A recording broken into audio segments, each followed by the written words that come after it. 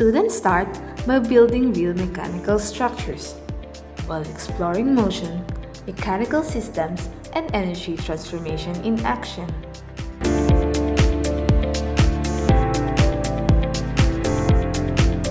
Exciting design challenges spark imagination and problem solving, with every project building confidence and creativity.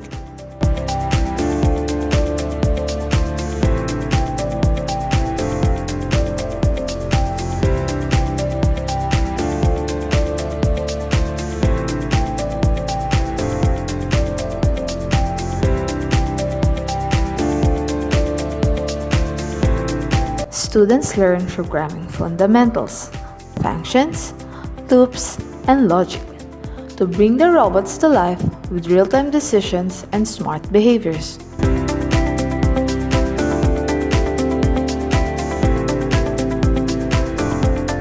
From simple automation to intelligent robots that respond to their environment.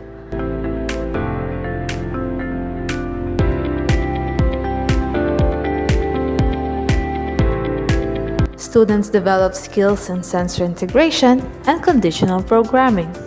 Line follower robot uses two IR sensors to follow a black line. It moves along the path and stops when both sensors detect solid black. Industrial robot uses an IR sensor to detect boxes on a conveyor belt.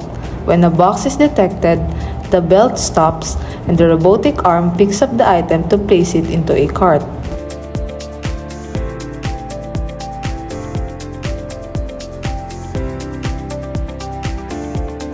Hand follower. This robot uses two IR sensors to detect and follow a hand's movement.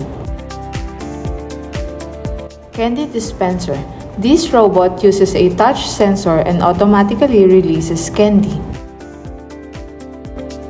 Join the Robotics Microdegree Program and spark a lifelong passion for innovation.